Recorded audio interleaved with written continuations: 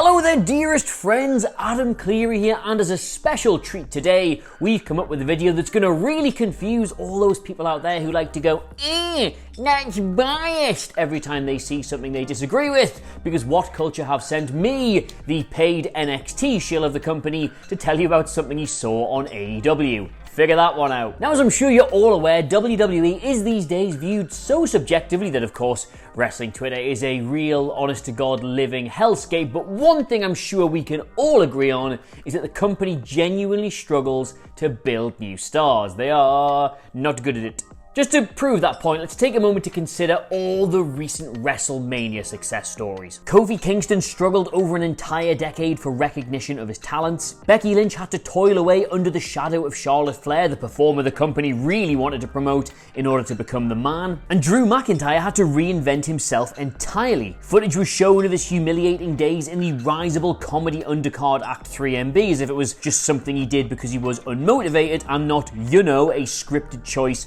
made by the company that employs him. And not even that long ago. All three of them arrived at the show of shows having scratched, having clawed, having climbed their way from the very bottom of this mountain to the very pinnacle of the industry, and the company showed us these brilliant rags to riches story. But of course, the far more interesting story that they were also telling us was, wow, we're really bad at this. The thing is, seeing all three of them win at WrestleMania made for great stories. It was actually great in the moment, but it really shouldn't be like this. All three of them basically forced the company to acknowledge that they'd never wanted them to be the top star, and that should never happen. Actually think about it for a second. How on earth can this keep happening again and again? How can this almost be normal in WWE? Now, every time they bring on a star, we are basically told that, well, that's never gonna work. You're gonna have to wait for somebody else who you don't appreciate right now to battle for a decade to get some recognition, then you'll really like them instead. This is just madness. My far more learned colleague, Michael Hamflett, made the point on Twitter, although via what Michael Sidgwick was saying. Anyway, he raised the question, who's Vink? You've seen him on Raw, you know he's Brendan Vink. You think he might have been on NXT at some point. He's got a big win in the tag division now, but who is he? Why should you care about him? He beat the Two Fly Crew, so he's presumably quite good, but he's also lost every other match he's ever had, so he's presumably quite bad. MVP seems to like him, but he's a heel without any real substance at the minute. He's mates with Shane Thorne, but how the hell did those two come together? There's just nothing about him. He doesn't exist. He's just a body, he's just a face, he's just a name, and it doesn't make, how are you supposed to invest in this character at all? Who's Vink? Now granted, yes, there are circumstances at the moment that mean things might be confusing, and I don't know, maybe with an audience there they would have presented him differently, but there's just so many examples. Before Vink, it was Austin Theory. What do you know about Austin Theory? I watch NXT every single week. I know that he fell out with Tyler Breeze that time and he had something with a mobile phone, and his personality, his character, who is he? I don't know anything about him. Who's Vink? And actually, I'm glad I brought up Austin Theory there, because he did this thing with Tyler Breeze where they were talking about the Performance Center and they'd done the show there, and Tyler Breeze was like, yeah, everybody talks about the people who built the Performance Center, but do you know what it is? The Performance Center built us. And then Theory, the heel, interrupted and agreed with him and said, yes, the Performance Center does build superstars, but it also builds megastars. And that's the problem, isn't it?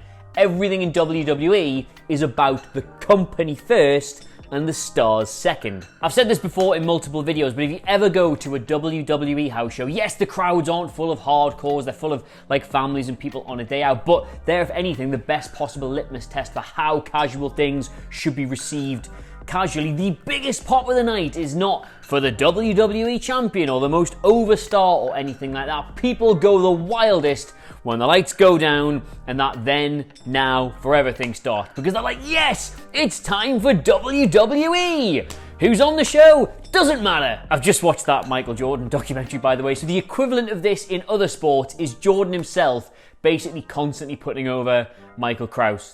Basically implying that he's the one who won all those championships, he's the one that brought people into the arena, he's the one that was hitting all those three-pointers. I've played basketball, thank you very much. It should be about the stars, not the star-making vehicle. WWE has it backwards. So, and yes, as the paid NXT shill of What Culture, I must hold my hands up here and say that AEW don't do it backwards. They have very recently done it not just forwards, but really, really, really well. As much as it pains me to say it, they have smashed this. And it all starts on March the 4th, 2020, before, my God, all of this started happening, because Lance Archer's arrival in the company was foretold to the audience by Jake the Snake Roberts, and it was foretold rather ominously. Before the genius inspiration of the pairing is explored, consider the method by which Archer was introduced. Roberts interrupted Cody's promo. The arena was bathed in a green light, instantly setting him apart as a unique and special presence. "I'm not here to praise you, I'm here to slay you," Roberts said. "The only reason I'm here is I have a client. The dark side will be coming to AEW, and once our roots have taken hold, it'll be like a phoenix rising from the ashes." And this promo was phenomenal, and it was sinister, and it was just an old master doing things that we're not used to seeing anymore. But there was a reason why it was done. It was to make this seem like an urban legend, like something otherworldly. There's a reason, if you've ever watched horror films, why they really drag out that first kill, because it's not the kill that's the most exciting part, it's the anticipation and the feeling of it. They let that go on for as long as possible, and then bang. Now, if you think horror movies are a weird comparison to draw here, then why? They're both pieces of fiction in which storylines are written to draw out the maximum amount of emotional impact. It's just that one is done with loads of violence and blood and guts and larger-than-life characters, and the other is horror movies. Hey, hey. And then next week there was the whole Murder Hawk Mansion. Yeah, okay, right, I'll level with you. So the sound messed up on the rest of the video, so I'm having to re-record that, but the clothes I was wearing are now in the wash, and I've shaved all this a bit anyway, so you're not stupid. You were going to be like, this is all very strange. So I'm not even going to try and pretend it. It's just the magic of television. I have changed my appearance for the rest of the video. Let's just move on. Murder Hawk Mansion. He invited like 40 guys to come and have a go at once, just like your mom, and he killed every single one of them. Like, yes, it's over the top. Yes, it's ridiculous. Yes, it's larger than life, but it made for such an amazing visual. It didn't matter. They got over the idea that he could just kill everyone. Everyone dies. And the thing is, this is where it differs from WWE so majorly, because the next week, Roberts cut a promo explaining why Archer was here. And it's not that, like, it's not the EVPs of AEW were scared of him. They just knew who he was. They knew what he'd done in other companies. They knew if he came to their company, he would change it forever. AEW isn't going to make Lance Archer. It's not him realizing a dream by going there. He is already a killer. His run in New Japan has established that. They're worried about what he's going to do while he's here. It's not about the company, it's about the man. And even the delivery of all of this, right, with the whole smoky thing and Roberts trying to be quite supernatural, it wasn't presented in a goofy way. It's not like, ooh, here's spooky Jake Roberts with his demon boy, his big demon boy. It was supposed to get you thinking that something's not right about these two. Not that they can conjure lightning bolts from the end of their fingers, or his penis turns into a snake like it did on this week's episode of television, but there's just something otherly about them to unsettle you. I tell you what, I'm actually quite glad the old sound broke, so I've got to re-record, because the praise I had heaped on Jake Roberts' character work in the subsequent rest of this video before the sound messed up was rather undone by this. But before it all went spectacularly wrong, they did manage to get in one of, in my honest opinion, the all-time best ever squash matches, because he took on Marco Stunt in something that was genuinely hard to watch in points. Like, genuinely, if you've not seen this, this is one of the most blow-away, seen-to-be-believed squash matches ever recorded in pro wrestling. And the whole premise of a big man squash is it gets over this dude as just so powerful, nobody can live with him. There's normally some counters with some speed spots from the other guy trying to use his mobility to get something, but because Archer is so good,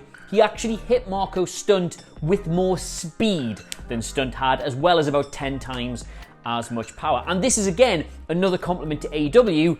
People really like Marco Stunt. He's been built quite well in his own right, so people really didn't like watching him get murder shagged. Like, that was genuinely hard to watch in points and made him look really scary, but the smart thing to do was then next week not have him just rinse and repeat the same formula, not have him squash some other small guy. They put him with Colt Cabana in a match that was pretty even. He didn't look like some unconquerable force, he looked like there was still some competition to be had there, but he killed him as well. Like, Cabana took an entirely different approach to him. He tried to beat him with some really intricate, clever British chain wrestling, but of course it didn't matter because for all the leverage he was able to get by using that, the man, is it? Everyone dies. Archer smooshed him. And again, like I say, Archer is not in AEW because he's so desperate to work for this company and it's the top of the mountain and it's, oh, I'm just realizing my boyhood dream. He is here to people up, win titles and get money. And is there a more believable, basis for a heel character than that?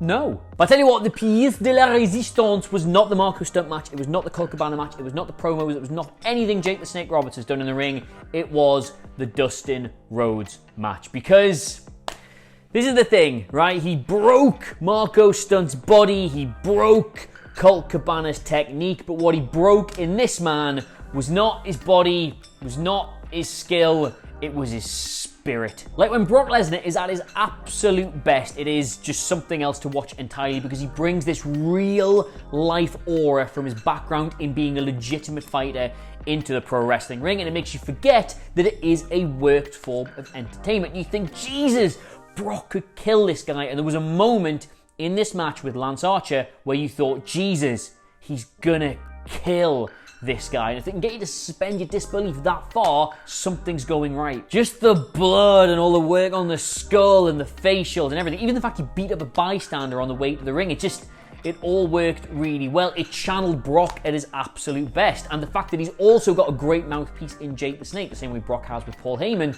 there's just, yeah, the comparisons are there, but there's also so much different. There's also so much added extra levels to this which make it such compelling watching. Basically, right, my whole point here is that AEW have shown WWE how to debut somebody by taking themselves out of the equation. WWE like to make it all about the company, and in Lance Archer's debut run, it has all been about what he is going to do to AEW, not what AEW is going to do to him. It's not about the machine, it's about the man. In its simplest terms, right, Lance Archer is 6'8", and the way AEW has booked him makes him seem even bigger than that still. If he was in WWE, every single person gets cut down to size by the sheer height and weight and mass of the company itself. So there you have it, like I say, paid NXT shield, still wearing his On Thursdays We Wear Yellow jacket, telling you how good AEW is. Sort that out amongst yourselves. Let me know what you made of it all in the comments below. Of course, don't forget to like, share, and subscribe. But in the meantime, thank you so much for watching. I have, of course, been Adam Cleary. Get me on Twitter at AdamClearyCLERY. And I will see you soon. Goodbye.